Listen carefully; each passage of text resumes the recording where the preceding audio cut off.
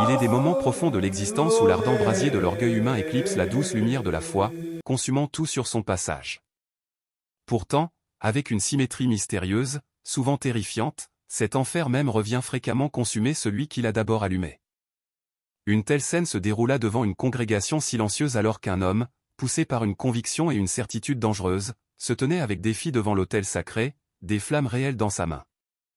Le chapelet, un collier de perles sanctifié par des siècles de prière et de dévotion, se rétractait visiblement, fondant perle après perle sous la chaleur torride. Un soupir collectif parcourut les bancs, ponctué d'un cri perçant, et pourtant le vénérable vieux prêtre devant lui restait absolument immobile. Avec un calme serein, il leva simplement la main, traçant dans l'air l'ancien et familier signe de croix. Quelques heures plus tard, l'homme même qui avait osé se moquer de ce symbole de dévotion, le pasteur David Crenshaw, fut contraint de voir sa propre maison chérie succomber à la gueule dévorante des flammes. Cette saga étonnante commença, comme tant d'autres, au cœur discret d'une petite ville du Midwest, un endroit où la vie se déroulait selon des rythmes prévisibles, et où les plus grands titres célébraient généralement une kermesse scolaire réussie ou l'ouverture d'une nouvelle épicerie. Au cœur même de cette communauté tranquille, deux édifices de foi contrastés se tenaient en opposition silencieuse, de part et d'autre de la même rue. D'un côté s'élevait la structure moderne et vibrante de la New Grace Fellowship, une congrégation protestante florissante sous la direction charismatique du pasteur David Crenshaw. C'était un homme réputé pour ses sermons passionnés, presque explosifs, sa voix, un instrument puissant capable de remplir chaque recoin du sanctuaire de son message inébranlable. Directement en face, tel un ancien gardien, se tenait l'église catholique Saint-Peter. Un majestueux bâtiment centenaire, taillé dans une pierre solide et baigné d'une douce lumière intérieure, elle était dirigée par le père Francis O'Leary, un homme de 72 ans. Le père Francis était l'antithèse de la personnalité fougueuse de Crenshaw, doux, calme, un pasteur d'une compassion tranquille qui se souvenait méticuleusement du nom de chaque enfant qu'il baptisait et partageait intimement la profonde douleur de chaque veuve lors d'un enterrement. Pendant de nombreuses années, ces deux leaders spirituels coexistèrent à une distance polie et soigneusement maintenue. Leurs paroissiens respectifs se saluaient cordialement au café local, échangeant des sourires polis, quoique quelque peu réservés, lors des réunions municipales. Sous ce vernis de civilité, cependant, couvait une tension tacite, une friction spirituelle latente qui allait bientôt éclater en conflit ouvert. Le pasteur David était de plus en plus exaspéré par ce qu'il rejetait avec véhémence comme étant de la superstition catholique. Du haut de sa chair, sa voix résonnant de conviction, il déclarait « La vraie foi n'a pas besoin de perles. Elle n'exige pas de statut. Elle n'exige que la vérité. » Ces déclarations furent accueillies par de fervents « Amen » de la part de certains de ses fidèles, tandis que d'autres nourrissaient une colère tranquille et bouillonnante. Pourtant, le père Francis ne riposta jamais publiquement. Au lieu de cela, il conseillait doucement ses propres paroissiens, priez pour lui. Car le cœur qui maudit ce qu'il ne comprend pas est précisément celui que Dieu désire guérir. Malgré les douces admonitions du père Francis, les murmures de rivalité s'intensifièrent, se propageant comme une traînée de poudre à travers la petite communauté. Certains spéculaient que le pasteur David préparait un plan audacieux et décisif, quelque chose qui exposerait sans équivoque ce qu'ils percevaient comme le vide de la dévotion catholique. Puis, par un matin d'octobre clair et ensoleillé, l'impensable se produisit. David Crenshaw, non pas dans son habituel costume ecclésiastique noir, mais dans une posture de défi pure et simple, franchit les lourdes portes de Saint-Peter. Il informa les huissiers déconcertés qu'il souhaitait assister à la messe simplement en tant qu'invité. Le père Francis, totalement inconscient de l'intention véritable et incendiaire dissimulée sous le calme de Crenshaw, lui offrit un sourire chaleureux et accueillant. Personne dans l'église silencieuse, baignée par les douces mélodies de la chorale et la danse délicate des cierges de l'autel, n'aurait pu prévoir le cataclysme sur le point de se dérouler. Dissimulé dans la poche de la veste du pasteur David se trouvait un petit chapelet en bois, un artefact interdit qu'il avait soigneusement approprié d'un paroissien quelques semaines auparavant. Dans cette ville sans prétention, la foi avait toujours été une force tranquille et contemplative, une révérence murmurée, jusqu'à ce matin fatidique. Ce qui commença comme une messe dominicale de routine était sur le point de se transmuter en un récit obsédant, raconté à voix basse pendant des années à venir, un récit entrelacé de feu, de la nature corrosive de l'orgueil, et de l'infinie miséricorde qui émergea miraculeusement des cendres. Une semaine avant l'incendie qui allait dévorer la maison du pasteur David, l'air au sein de la New Grace Fellowship était épais d'une anticipation presque palpable, une tension chargée d'attente tacite. Le pasteur David Crenshaw, figure imposante, se tenait à la chaire, sa Bible ouverte devant lui, ses yeux brillant d'une conviction froide et inébranlable. Il commença son sermon avec un calme trompeur, articulant son discours sur la pureté de la foi et les dangers insidieux de l'idolâtrie. Cependant, sa voix monta rapidement, atteignant un crescendo tonitruant. « Croyez-vous vraiment que les prières canalisées par des perles possèdent le pouvoir de sauver une âme » rugit-il, sa voix résonnant dans le sanctuaire. Imaginez-vous que murmurer des supplications à des statues sans vie puisse apporter le salut? Non. Ce ne sont que des mensonges insidieux, drapés sous le masque de la dévotion. Un chœur de « Amen » fervent éclata de certains fidèles, tandis que d'autres se tortillaient inconfortablement sur leur siège, un malaise palpable imprégnant l'air. Quelques-uns échangeaient des murmures nerveux, conscients que sa tirade passionnée était directement dirigée vers la communauté catholique d'en face. David fit ensuite un geste dramatique vers la fenêtre, à travers laquelle le majestueux clocher de l'église Saint Peter était clairement visible. Il s'agenouille devant de la pierre froide et la déclare sainte, déclara-t-il avec une dérision cinglante, mais Dieu, le Tout-Puissant, n'est pas emprisonné dans du simple marbre. Chaque mot qu'il prononçait semblait être une étincelle brûlante, délibérément jetée dans un champ d'herbes sèches et combustibles. En effet, en quelques heures, la petite ville fut embrassée par les feux du commérage et du débat fervent. À l'épicerie, autour de tasses de café fumant au restaurant, et près des pompes à essence, les conversations chuchotées tournaient autour du sermon incendiaire du pasteur David contre le chapelet. Certains habitants estimaient qu'il était allé trop loin, tandis que d'autres saluaient son courage d'oser dire ce que d'autres ne faisaient que penser. De l'autre côté de la rue, la nouvelle parvint au père Francis avant même la messe du soir. Une paroissienne âgée, le visage en larmes et tremblante, rapporta les paroles du pasteur avec une profonde détresse. « Il s'est moqué de Notre-Dame, père, pleura-t-elle, il a dit, nous adorons la pierre. » Mais le père Francis, fidèle à sa nature douce, ne fronça pas les sourcils et n'éleva pas la voix. Au lieu de cela, il posa simplement une main réconfortante et tendre sur son épaule tremblante. « Alors prions pour lui, dit-il doucement, sa voix un baume. Car le feu destructeur de la colère se consume inévitablement avant l'aube. Pourtant, même dans sa sérénité, un léger malaise remuait en lui, un sentiment de pressentiment indescriptible.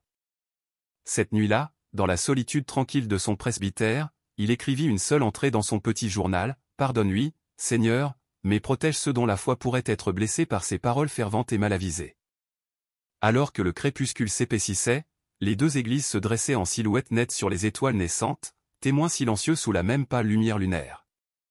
L'une brillait doucement du scintillement sacré des cierges placés avec respect à côté de la statue de Marie. L'autre, de l'autre côté de la rue, s'illuminait de lumière de scènes vives et résonnait des puissantes mélodies d'hymnes modernes. Personne ne percevait encore la frontière invisible mais d'une clarté mortelle qui venait d'être tracée entre elles. Au fur et à mesure que la semaine avançait, la distance subtile entre ces deux sanctuaires s'approfondit en une froideur glaciale, jusqu'au matin qui allait altérer irrévocablement le cours de leurs deux histoires. Le jeudi, la colère du pasteur David s'était transmuée en quelque chose de bien plus froid et calculateur, un orgueil brut et débridé. Il s'enferma des heures dans son bureau, visionnant à plusieurs reprises un enregistrement vidéo de son sermon qui, comme il l'avait prévu, était devenu sensationnellement viral sur les plateformes de médias sociaux. Des centaines de commentaires affluaient, une tempête de réactions. Certains louaient son audace, le saluant comme un prophète, tandis que d'autres le condamnaient avec virulence, l'accusant de blasphème. Il restait totalement indifférent à la critique. Le simple volume d'attention, tant positive que négative, était exaltant, une puissante poussée de pouvoir. Ce soir-là même, lors d'une réunion de l'église, l'un de ses assistants, plus prudent, osa prendre la parole.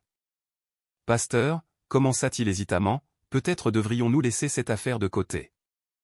Les gens sont très contrariés. » David se pencha en arrière dans sa chaise, un léger demi-sourire satisfait aux lèvres. « Laissez tomber » ricana-t-il, sa voix empreinte d'une confiance dédaigneuse. « Non.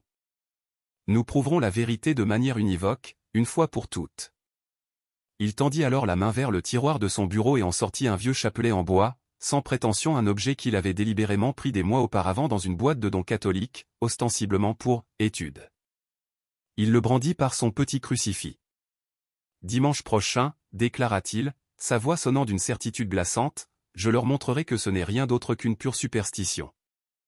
J'entrerai dans leur église, pendant leur propre messe. La pièce plongea dans un silence immédiat et stupéfait. Même ces anciens les plus dévots et loyaux parurent visiblement mal à l'aise, leurs visages marqués par l'appréhension. « David, » murmura un ancien, sa voix à peine audible, « ce n'est pas bien. C'est leur service sacré. » « Sacré » l'interrompit David vivement, ses yeux lançant des éclairs de dédain. « Non. Je vais exposer leur idolâtrie. Dieu comprendra mes intentions. » Mais Dieu, semble-t-il, était déjà tombé dans un profond silence, anticipatoire. De l'autre côté de la rue, le père Francis ressentit une vague d'inquiétude soudaine et inexplicable alors qu'il préparait méticuleusement son homélie pour le dimanche à venir. Il ne pouvait en articuler la raison, mais ses mains tremblaient légèrement alors qu'il plaçait le calice sur l'autel. Cette nuit-là, dans l'intimité de son journal, il inscrivit une seule phrase poignante, « Je sens une tempête se préparer, non pas des cieux d'en haut, mais du cœur tempétueux de l'homme. » La ville dormait sous un pâle ciel d'automne, ses habitants ignorant que deux hommes, tous deux convaincus de leur mission divine, avançaient inexorablement vers un moment charnière qui mettrait impitoyablement à l'épreuve l'essence même et la signification de la foi elle-même. C'était un dimanche matin, lumineux et vif, dans les derniers jours d'octobre. L'église catholique Saint Peter était enveloppé d'une tapisserie sensorielle réconfortante, le parfum délicat des cierges fondus se mêlait à la fragrance fraîche et éthérée des lys. Des enfants, vêtus de blanc éclatant, étaient assis avec une quiétude inhabituelle à côté de leurs parents, leurs petites silhouettes baignées dans la lumière multicolore qui filtrait à travers les magnifiques vitraux, peignant des teintes vibrantes sur le sol de marbre frais et poli. Le père Francis, ajustant ses resplendissants vêtements blancs dorés, offrit un doux sourire à sa congrégation avant de commencer la liturgie solennelle de la messe. Pour lui, ce n'était qu'un dimanche ordinaire de plus, une routine qu'il avait embrassée pendant des décennies jusqu'à ce que les grandes doubles portes à l'arrière de l'église s'ouvrent. Chaque tête du sanctuaire se tourna à l'unisson. Le pasteur David Crenshaw entra, une figure d'une rigidité frappante, son visage un masque inébranlable sculpté dans la pierre. Il portait un costume sombre et sévère, un petit livre serré ostensiblement dans une main. Dans l'autre, soigneusement dissimulé, se trouvait le chapelet en bois. Les huissiers, pris totalement au dépourvu, hésitèrent, leurs expressions mêlant confusion et alarme, incertains d'intervenir. Mais le père Francis, toujours l'incarnation du berger bienveillant, fit un léger signe de tête rassurant, leur indiquant de le laisser passer. David descendit la longue allée centrale, ses pas lents, délibérés, chacun résonnant d'un but calculé, jusqu'à ce qu'il s'arrête brusquement à quelques mètres de l'autel sacré. Les voix mélodieuses du chœur faiblirent, puis s'éteignirent. Même le majestueux orgue, quelques instants auparavant emplissant l'espace de ses riches sonorités, se tut. Le père Francis rencontra son regard avec un calme imperturbable. « Bienvenue, pasteur, dit-il doucement, sa voix douce mais ferme. Vous êtes toujours le bienvenu ici. » David ne répondit pas. Au lieu de cela, sa main plongea dans sa poche, en retira le chapelet et le brandit pour que tous puissent le voir. Un soupir collectif, aigu et viscéral, imprégna l'air silencieux. « Voyez-vous ceci » cria-t-il, sa voix résonnant maintenant dans l'église silencieuse. « C'est ce qui maintient perpétuellement les gens aveugles. » Puis, d'un mouvement soudain et choquant, avant que quiconque ne puisse réagir ou intervenir, il activa un briquet. Une flambée de flammes jaillit, léchant avidement les perles de bois. Un mince filet de fumée âcre s'éleva paresseusement, se tordant et scintillant dans la lumière ambiante des cierges. Une femme poussa un cri strident, un son de pure terreur. Un homme s'élança en avant, mais le père Francis leva une main pour l'arrêter, son autorité palpable. Le vieux prêtre fit alors un pas résolu vers le chapelet en feu, son visage absolument serein, ses yeux reflétant non pas de la colère, mais une tristesse profonde, presque déchirante. Lentement, délibérément, il leva sa main droite et traça le vénérable signe de la croix. Et puis, quelque chose de vraiment inexplicable se produisit. Une rafale de vent soudaine et puissante, provenant de nulle part, balaya l'ancienne église, faisant trembler violemment les vitraux. Le feu, qui avait déjà consumé la moitié du chapelet en bois, crépita de manière erratique, puis, comme sur un ordre invisible, s'éteignit simplement. La dernière braise, une minuscule étincelle rouge, disparut instantanément en un filet de fumée. Personne n'osa parler, pas même David.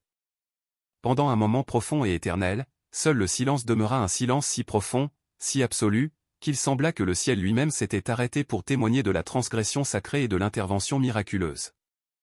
L'odeur âcre de la fumée persista longtemps après que le pasteur David, sa mission accomplie, eut quitté l'église. Des perles à moitié brûlées gisaient éparpillées sur le sol de marbre immaculé, laissant de minuscules marques noires indélébiles là où la flamme implacable avait embrassé la pierre. Un silence profond, presque révérencieux, imprégnait l'espace. Même les enfants, d'ordinaire agités, restaient parfaitement immobiles, sentant intuitivement que quelque chose de sacré avait été profané, puis surnaturellement défendu.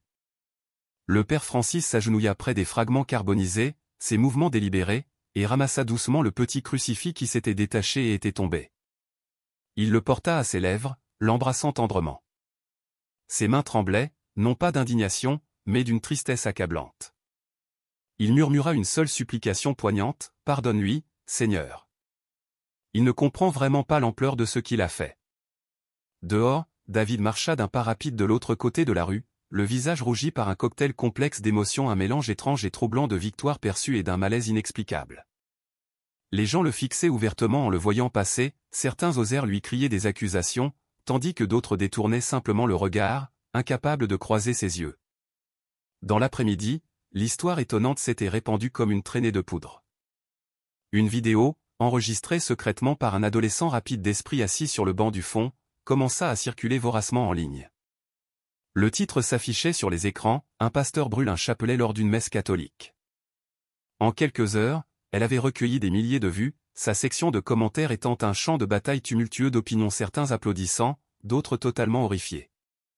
La petite ville, autrefois liée par les doux liens de la gentillesse du voisinage, bourdonnait maintenant d'une division palpable et amère. À Saint-Peter, le père Francis refusa catégoriquement toutes les demandes d'entretien. Il implora spécifiquement ses paroissiens de ne pas riposter, de ne pas alimenter les flammes de la colère en publiant des messages furieux en ligne. Ce soir-là, les lumières de l'église restèrent allumées plus longtemps que d'habitude. Il était assis seul devant la statue sereine de la Vierge Marie, le léger parfum persistant de fumée imprégnant encore subtilement l'air. « Mère, pria-t-il doucement, sa voix à peine un murmure, s'il te plaît, touche son cœur avant que l'enfer ne le fasse. » Dehors, le vent se leva de nouveau, prenant de la vitesse, faisant bruire les feuilles d'automne contre les vitraux vibrants, comme si le ciel lui-même avait exhalé un profond et las soupir. Il était juste après 2 heures du matin lorsque le premier cri perçant déchira le silence d'avant l'aube depuis la maison Crenshaw. La nuit était intensément froide et étrangement calme, dépourvue de vent ou de tempête, n'offrant aucun présage menaçant de la catastrophe sur le point de se dérouler. À l'intérieur, le pasteur David fut tiré de son sommeil par le bruit violent de verres brisés. Un instant plus tard, l'odeur suffocante et impitoyable de fumée lui remplit les poumons. Des flammes, brillantes et prédatrices, rampaient déjà à une vitesse terrifiante le long des rideaux du salon, se propageant rapidement sur les murs avec une rapidité surnaturelle, presque sentiente. « Fais sortir les enfants, tout de suite !» hurla-t-il, sa voix rauque de terreur. Sa femme, le visage déformé par la panique pure, courut dans le couloir. Les enfants, 2 garçons et une petite fille toussaient déjà, leurs yeux écarquillés par une peur incompréhensible. David saisit frénétiquement une couverture, tentant d'étouffer l'incendie naissant, mais le feu ne fit que s'intensifier, comme s'il se nourrissait d'un air invisible et malveillant. La chaleur devint instantanément insupportable, une présence brûlante. Dehors, alertés par le tumulte, les voisins se précipitèrent dans la rue, appelant frénétiquement le 911. Au moment où les sirènes hurlantes annoncèrent l'arrivée des premiers camions de pompiers, tout le rez-de-chaussée de la maison Crenshaw était complètement englouti. Des flammes dansaient avec un art sauvage sur le toit, peignant le ciel nocturne d'un orange vif et terrifiant. Un pompier chevronné commenta plus tard que c'était le brasier le plus rapide qu'il eût jamais vu. Il se déplaçait, informa-t-il gravement aux journalistes, comme si le feu savait déjà précisément où aller. Lorsque la bataille acharnée s'acheva enfin, lorsque les dernières braises défiantes se furent éteintes en cendres, la famille Crenshaw se tenait tremblante sur le trottoir, enveloppée dans des couvertures fournies à la hâte, leurs visages cendrés et maculés de fumée. David fixait, totalement engourdi, la ruine squelettique de ce qui avait été sa maison. Tout était parti, irrévocablement perdu. Puis, une pensée glaçante, presque presciente, perça son choc, l'incendie avait pris naissance dans le salon, le même endroit où il avait négligemment laissé le briquet qu'il avait utilisé pour brûler le chapelet. Quelques heures plus tard, alors que les enquêteurs fouillaient méticuleusement les débris carbonisés, ils mirent au jour un macabre artefact dans les cendres, le boîtier métallique de ce même briquet, tordu et noirci par la chaleur intense, mais indéniablement reconnaissable. L'un des pompiers, un homme de foi tranquille, fit instinctivement le signe de croix. Certaines choses, murmura-t-il doucement, presque pour lui-même, on ne joue pas avec. Alors que l'aube se levait à contre-cœur, la rue restait bouclée par un ruban jaune vif. Une chape de fumée âcre planait, lourde, sur ce qui était autrefois la maison Crenshaw, maintenant un grotesque squelette de bois calciné et de métal tordu. Les pompiers se déplaçaient avec une sombre précaution à travers les décombres, leurs bottes crissant doucement sur l'épaisse couche de cendres. Le capitaine Ramirez, le chef de service, était totalement épuisé, le poids de la lutte contre des dizaines d'incendies de maisons au cours de ses 20 ans de service gravé sur son visage. Pourtant, quelque chose dans ce brasier particulier le troublait profondément. Près du centre précis du salon, là où les enquêteurs avaient localisé l'origine de l'incendie, il remarqua un léger éclat au milieu des débris. Il s'agenouilla, balayant les cendres. C'était petit, sévèrement noirci de suie, mais indéniablement reconnaissable, un crucifix métallique, sa forme délicate parfaitement intacte, miraculeusement épargnée par les flammes dévastatrices.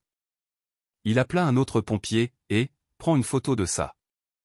Le jeune homme pointa son appareil photo, prit la photo, puis haleta doucement, un son d'étonnement sincère. Le crucifix sur la photographie semblait briller d'une faible teinte dorée, presque éthérée, non pas qu'il émette de la lumière, mais qu'il reflète une radiance impossible qui n'était manifestement pas présente dans la scène désolée. Un ambulancier se tenant à proximité, témoin de cette anomalie, murmura « C'est impossible. Cette pièce a dépassé 1000 degrés. » Un silence profond s'installa de nouveau. Le capitaine Ramirez, sa propre foi ravivée à ce moment-là, posa doucement le crucifix sur une bâche pliée et inclina la tête.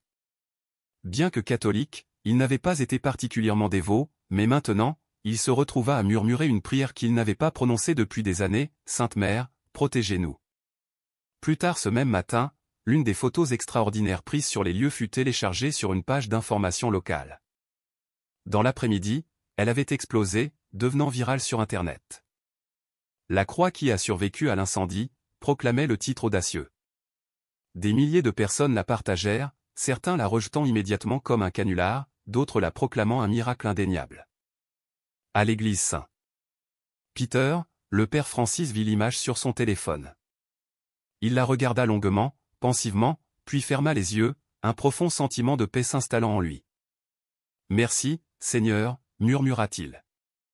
Tu n'as pas permis que cet incendie se termine par une destruction totale, mais par un signe puissant et indéniable. » Cette nuit-là, dans toute la ville, les gens allumèrent des bougies sur leurs porches, leurs visages solennels, inquiets, alors qu'ils tentaient de saisir les profondes implications de ce qui s'était produit. Et dans les confins stériles de l'hôpital, le pasteur David Crenshaw ne trouva pas le sommeil. Lui aussi avait vu la photo obsédante, et son cœur refusait de cesser ses battements frénétiques. L'odeur indélébile de la fumée semblait s'accrocher obstinément à sa peau même. Le pasteur David gisait dans son lit d'hôpital, les mains enveloppées de bandages stériles. Les médecins, évaluant ses blessures physiques, le déclarèrent chanceux, brûlure mineure, un peu d'inhalation de fumée, rien de permanent. Pourtant, au plus profond de son âme, quelque chose de bien plus profond et douloureux avait été irrévocablement brûlé. Il se retrouvait piégé dans une boucle incessante, rejouant les événements horribles, le feu rugissant, les cris désespérés de sa famille, l'image glaçante du crucifix qui avait défié les flammes.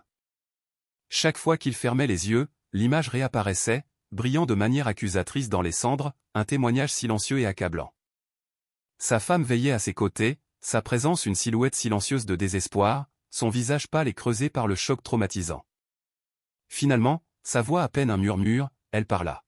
« David, peut-être que Dieu essaie de te communiquer quelque chose de profond. » Il n'offrit aucune réponse, se contentant de tourner la tête vers la fenêtre. Dehors, l'aube se levait doucement, projetant une lumière pâle et fragile sur un monde qui, pour David, semblait étrangement nouveau et totalement inconnu. Plus tard ce matin-là, une infirmière entra dans sa chambre. Le reconnaissant grâce aux nouvelles, elle marqua une pause, une lueur d'hésitation dans les yeux. « Vous êtes le pasteur des nouvelles, n'est-ce pas ?» Il hocha la tête, un aveu las. « Ils disent que ce crucifix a survécu à votre incendie. C'est quelque chose. » Il baissa les yeux vers ses mains bandées, sa voix mince et tremblante. « Oui, murmura-t-il, quelque chose. » À sa sortie, David ne retourna pas à ce qui restait de sa maison, il n'y avait plus de maison à laquelle retourner. Au lieu de cela, il traversa instinctivement la rue, ses pieds le portant directement à l'église Saint-Peter, le sanctuaire même qu'il avait si effrontément profané. L'intérieur était silencieux, vide, à l'exception du parfum persistant et réconfortant de l'encens et du doux scintillement des cierges votifs. À l'autel, le père Francis était agenouillé, perdu dans la prière. Quand il entendit le doux écho des pas, il se retourna, et pendant un bref instant, un éclair de profonde surprise se manifesta dans ses yeux vieillis. La voix de David, lorsqu'il parla enfin, était déchirée par l'émotion, brisée à chaque syllabe. « Père, réussit-il à dire, je suis venu m'excuser. J'étais totalement aveugle. Je croyais sincèrement combattre la fausseté, mais peut-être, en vérité, combattais-je avec acharnement la grâce elle-même. » Le vénérable vieux prêtre se leva lentement, marcha vers David et posa une main tremblante et réconfortante sur son épaule. « Le feu, dit-il doucement, sa voix empreinte de sagesse et de compassion, n'est pas venu pour te détruire. Il est venu pour te réveiller. » Et dans cet espace sacré, pour la première fois en ce qui semblait une éternité, David pleura non pas des larmes de colère ou de défi, mais de profonde et déchargée capitulation. La petite chapelle de prière, nichée tranquillement derrière le sanctuaire principal de Saint-Peter, était généralement un havre réservé à la méditation silencieuse, un refuge sacré où les cœurs fatigués pouvaient trouver consolation et repos. Ce matin-là, cependant, le père Francis guida doucement le pasteur David à l'intérieur. Il n'y avait ni caméra clignotante, ni foule curieuse, juste deux hommes, liés par un moment extraordinaire, et le son doux et rythmique de leur propre respiration. La lumière du soleil, diffusée et adoucie, filtrait à travers les vitraux, peignant les vieux murs de pierre de couleurs éphémères et douces. David s'enfonça sur le premier banc, les yeux baissés, les mains tremblant imperceptiblement. Il n'avait pas mis les pieds dans une chapelle catholique depuis sa lointaine enfance. Le père Francis plaça avec soin une petite Bible usée sur la rampe en bois qui les séparait. « Dis-moi, mon fils, dit-il doucement, sa voix un baume apaisant, quel fardeau portes-tu maintenant dans ton cœur ?» David expira un long soupir tremblant, un son lourd de tristesse cachée. « La culpabilité, murmura-t-il, et une profonde honte. J'ai ridiculisé et moqué ce que j'ai totalement échoué à comprendre. J'ai taxé la foi de faiblesse. Et peut-être, père, conclut-il, sa voix se brisant, étais-je le véritable faible depuis le début. » Le vieux prêtre écouta dans un silence profond et compatissant, une écoute née de décennies passées à servir d'innombrables âmes. Lorsque la voix de David finit par faiblir et se briser complètement, le père Francis se leva, s'approcha et posa ses deux mains doucement sur les épaules de David. « La miséricorde de Dieu, prononça-t-il doucement, sa voix résonnant d'une vérité ancienne, est bien plus vaste que l'enfer qui a consumé votre maison. Vous avez cru à tort détruire un chapelet ce jour-là, mais c'est votre propre orgueil qui fut finalement consumé. Et cela, mon fils, ajouta-t-il, un doux sourire effleurant ses lèvres, est la grâce, superbement déguisée. » Des larmes coulaient sans retenue sur le visage de David. Il inclina profondément la tête, murmurant quelque chose que personne d'autre ne pouvait entendre. Pendant un moment intemporel, seul un profond silence régnait, comme si le temps lui-même s'était arrêté, écoutant avec révérence. Puis, le père Francis commença à prier, sa voix un murmure doux et tremblant, imprégné du poids cumulé de ces nombreuses années, « Bienheureux les miséricordieux, car ils obtiendront miséricorde. » David, sa voix encore rauque, répéta les paroles sacrées, ligne par ligne, jusqu'à ce que sa propre voix se stabilise progressivement, jusqu'à ce qu'elle ne sonne plus comme celle d'un homme totalement brisé, mais plutôt comme celle d'un homme glorieusement renaissant. Dehors, un doux vent bruissait à travers les arbres, et pour la première fois depuis de nombreux mois ardus, le père Francis se permit un sourire tranquille et complice, comme si le ciel lui-même venait d'absoudre une transgression bien plus grande que le seul péché d'un homme. Une semaine seulement plus tard, quelque chose de vraiment extraordinaire et sans précédent se déroula en ville.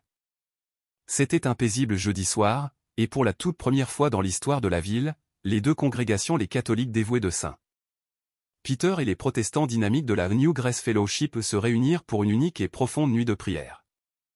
L'invitation profondément émouvante avait été lancée par le pasteur David Crenshaw lui-même. À l'intérieur de la vénérable église, les bancs étaient combles, un témoignage d'une unité retrouvée. Il n'y eut ni sermons ardents, ni disputes amères, seulement un silence partagé et sacré, la douce lueur d'innombrables cierges, et des visages adoucis par une expérience commune et humble. sur l'autel latéral, la statue sereine de la Vierge Marie se tenait, ornée de roses fraîches, leur parfum délicat se mêlant faiblement à l'odeur persistante, presque fantomatique, de la fumée des cierges éteints depuis longtemps. David, sa tête autrefois orgueilleuse maintenant humblement inclinée, s'agenouilla parmi les personnes qu'il avait jadis si dédaigneusement qualifiées de « trompées ». Ses mains bandées reposaient doucement sur le banc, un rappel frappant de sa récente épreuve. À ses côtés, le père Francis priait tranquillement, les grains de son chapelet glissant doucement entre ses doigts vieillis. Puis, au milieu de ce profond silence, cela se produisit. Un léger miroitement éthéré, comme le clair de lune délicatement reflété sur l'eau, apparut et traversa le visage serein de la statue. Au début, les fidèles crurent qu'il s'agissait d'un simple jeu de la lumière vacillante des cierges, mais la lueur s'intensifia, devenant plus chaude, plus palpable, se répandant sur l'autel comme un souffle doux et divin. Les cierges vacillèrent en réponse, mais aucune flamme ne s'éteignit. Et bien qu'aucun vent perceptible ne souffla dans le sanctuaire silencieux, une seule rose blanche et pure se détacha de son vase et dériva gracieusement, impossiblement, pour atterrir précisément aux pieds agenouillés de David. La voix innocente d'un enfant, brisant le recueillement silencieux, murmura « Regardez », elle sourit. Personne ne bougea. Personne n'osa parler. L'air même de l'église devint chargé d'une essence indescriptible, un sentiment palpable de paix, une étreinte écrasante de pardon, un amour si profond qu'il semblait presque physique. Le père Francis, la voix remplie d'émerveillement, murmura « Quand la miséricorde est véritablement acceptée, le ciel lui-même se réjouit. » Les yeux de David se remplirent de larmes. Il tendit la main, ses doigts bandés récupérèrent doucement la rose tombée, et il la pressa tendrement contre sa poitrine. La lumière éthérée persista près d'une minute entière, puis s'éteignit lentement, gracieusement. Mais sa chaleur profonde demeura, indélébilement gravée dans chaque cœur présent cette nuit miraculeuse, une confirmation tranquille et indéniable que la grâce était descendue, non pas par le pouvoir dévastateur du feu cette fois-ci, mais par le pouvoir doux et illuminateur de la lumière. Le dimanche suivant, l'église Saint-Peter était plus bondée que jamais auparavant. La nouvelle des événements extraordinaires s'était répandue loin et large, attirant des gens des villes voisines, certains poussés par la simple curiosité, d'autres par une foi ravivée ou nouvellement trouvée. Les murmures confirmaient l'incroyable, le pasteur protestant revenait, non pas pour affronter ou discuter, mais pour s'agenouiller en profonde humilité. Lorsque le pasteur David Crenshaw, n'étant plus la figure rigide du défi, franchit les vénérables portes, toute la congrégation tomba dans un silence révérencieux. Il ne portait pas de costume formel cette fois, seulement une simple chemise blanche. Il n'y avait pas de microphone, pas de Bible serrée dans sa main, seulement l'incontournable posture d'humilité. Sur le premier banc, le père Francis attendait patiemment. Dans ses mains ridées et tremblantes, il tenait une petite bourse de velours.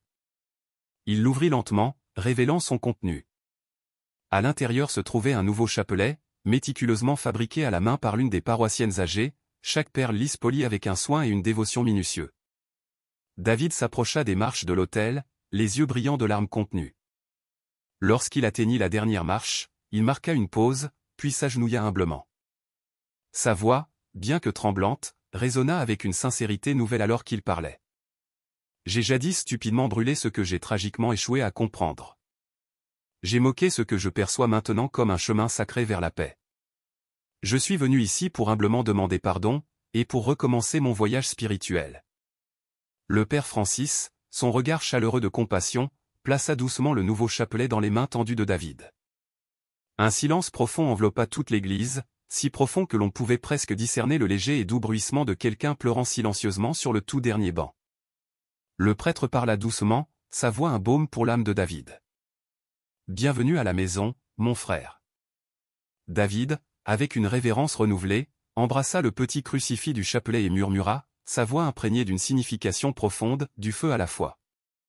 À ce moment précis et sacré, une glorieuse cascade de lumière du soleil se déversa à travers les magnifiques vitraux, baignant l'autel de couleurs resplendissantes d'or riche et de rouge vibrant, les mêmes teintes du feu dévastateur qui avait jadis emporté sa maison, maintenant miraculeusement transformée en la lumière la plus pure de la grâce divine. Des dizaines de téléphones portables, presque instinctivement, capturèrent ce moment profondément émouvant. Et à la tombée de la nuit, la puissante photographie était, comme on pouvait s'y attendre, devenue virale sur les plateformes en ligne. La légende déclarait succinctement, le pasteur qui a brûlé un chapelet prie maintenant avec un. Pourtant, pour les personnes réunies dans cette église sacrée, aucune simple photographie ne pourrait jamais vraiment capturer la profondeur indescriptible de ce qu'elles avaient vu et ressenti, une paix profonde qui transcendait tout besoin de preuves tangibles. Les mois s'écoulèrent gracieusement. Les cendres calcinées et les restes squelettiques de la maison Crenshaw furent méticuleusement déblayés, et de la terre brûlée, une nouvelle structure commença à s'élever, du bois robuste, de la brique durable et l'esprit résili et palpable de l'espoir. Ce qui restait largement inconnu de ceux qui n'étaient pas de la petite ville était l'identité des individus dévoués qui s'étaient inlassablement portés volontaires pour aider à la reconstruire. Chaque week-end, un flux constant de bénévoles de l'église St. Peter arrivait, charpentiers qualifiés, étudiants énergiques, même les personnes âgées sages et expérimentées, tous transportant non seulement du bois, de la nourriture et des outils, mais aussi des rires contagieux. Aucune question intrusive n'était posée, aucun jugement n'était prononcé. Le père Francis était invariablement présent, une présence calme et rassurante près du chantier animé, son chapelet toujours doucement tenu dans sa main. Il parlait peu, mais sa seule présence sereine suffisait, un témoignage silencieux d'un soutien inébranlable. Et chaque fois que le pasteur David tentait d'exprimer sa gratitude sincère, le vieux prêtre se contentait de sourire, ses yeux pétillants, et de répondre « Vous feriez précisément la même chose pour moi ». Avec l'arrivée verdoyante du printemps, la maison était achevée, un symbole de résilience et de grâce. Une simple croix en bois, sculptée avec amour à partir des restes récupérés d'un banc miraculeusement épargné par l'incendie, trônait désormais fièrement au-dessus de la nouvelle porte. David pensait souvent que chaque léger craquement des nouvelles planches du plancher lui rappelait constamment l'infinie grâce qu'il avait reçue, une grâce construite non pas par le labeur de ses propres mains, mais par les mains compatissantes de ceux qu'il avait jadis si négligemment insultés. Puis, un matin tranquille, le glas mélancolique des cloches de l'église sonna, non pas pour la célébration de la messe, mais pour un adieu solennel. Le père Francis était décédé paisiblement dans son sommeil. On le trouva dans son fauteuil préféré, la douce lumière du matin illuminant son visage serein, un chapelet serré doucement entre ses doigts, la dernière perle encore pressée contre son pouce, le « Je vous salue Marie », inachevé. Lors de ses funérailles, le pasteur David, un homme transformé, se tint devant la congrégation en deuil. Sa voix était ferme, bien que ses yeux fussent mouillés de sincère tristesse. Il n'offrit aucun argument, aucune condamnation. Il pria simplement, et par son infinie miséricorde, Dieu a trouvé un moyen de consumer mon orgueil. Un silence profond emplit l'espace sacré de l'église. Dehors, le même vent qui avait jadis alimenté malicieusement les flammes destructrices portait maintenant le son sacré de la prière à travers toute la ville. Aujourd'hui, une modeste plaque, élégamment gravée, repose dans le sanctuaire tranquille de la chapelle St. Peter. Son message intemporel se lit, quand l'orgueil brûle, que la miséricorde reconstruise. Et juste en dessous est suspendu l'identique crucifix qui a miraculeusement survécu à l'incendie, absolument immaculé, absolument inchangé, un témoin silencieux et durable d'une histoire vraiment remarquable qui commença par une destruction insensée et culmina, magnifiquement, par une profonde rédemption. Si ce récit profondément émouvant a résonné dans votre cœur, nous vous invitons à en reconnaître l'impact en aimant cette vidéo et en vous abonnant à Touched by Grace, où de véritables miracles des temps modernes continuent de servir de puissants rappels que la miséricorde, dans sa forme la plus pure, possède toujours le pouvoir transformateur de changer même les cœurs humains les plus endurcis.